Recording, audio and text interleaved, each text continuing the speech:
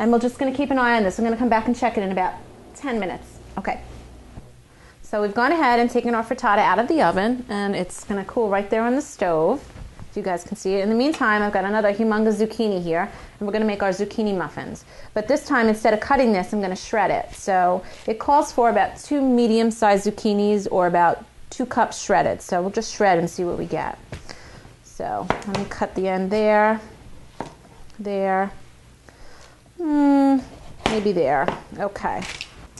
And I'm going to use, instead of those little small ones, I'm going to use this one, like the one you'd use for cheese, for a soft cheese. Okay. Let me move my board.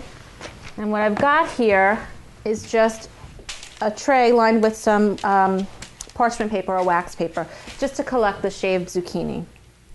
Okay. Okay, so the recipe calls for 3 cups of flour sifted. So I've got 3 cups here.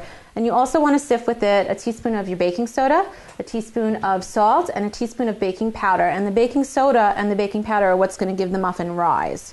And then I've also got a tablespoon of ground cinnamon. And you want to sift all your dry ingredients together. Okay, make sure you don't have any lumps. And I'm just going to sift it onto a paper plate. You can sift it onto like a wax paper or something, just so that it's easy to pour into the mix. Then I've got 3 eggs right here. And I'm going to go ahead and mix those and add 2 teaspoons of vanilla extract, pure vanilla extract. Okay, and I'm just going to give that a good mix. And I put the eggs in this bowl first to make sure I didn't get any bits of shell or anything before I put it in my big mixing bowl. Or that there wasn't something wrong with the egg. Okay. So I'm going to go ahead and add my eggs to my mixing bowl. And then I'm going to add to that 1 3/4 cups of regular white sugar. And I'm going to go ahead and mix that together.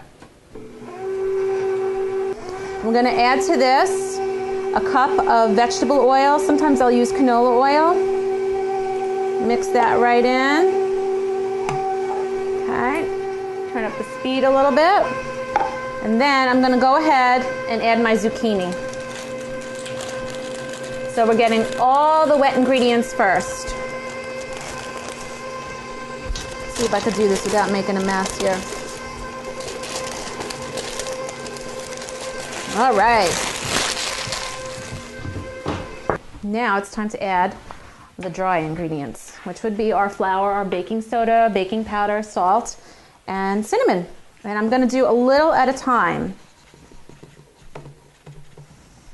Because if I added it all at once, I'd go poof. Okay, so start off slow. Okay. Now I've got my oven preheated to 350 degrees already from before. Just kind of left it there so that we were set to go. And I have a muffin tin already lined with some muffin papers. You don't have to do that. You can just pre-grease a muffin tin if you want, but I prefer to use the papers. This is just easier. You know me, I'm all about easy. Okay. Final mix, and we should be good to go. Okay, so I've got all the sides wiped down. Everything's mixed up well. Our oven is preheated. And I've got my muffin tin here with the liners in it. And I'm going to try to, as neatly as possible, fill these about halfway full because they're going to rise. Okay, and you can see all that yummy zucchini in there.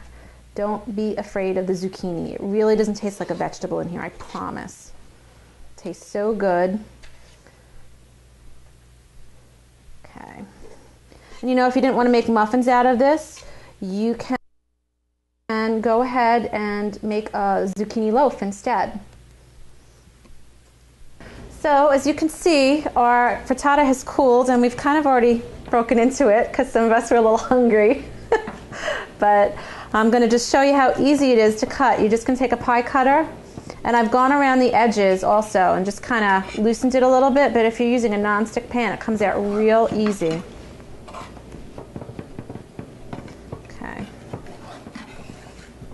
just like a piece of pie. Beautiful. And I've also gone ahead and we've gotten our muffins out, and they took about 17 minutes. They just start to lightly turn brown on top, and they've puffed up really nice, and they're super, super hot, so I'm letting them cool. But let's see if I can break into one. Oh, and to test them, you can use a toothpick.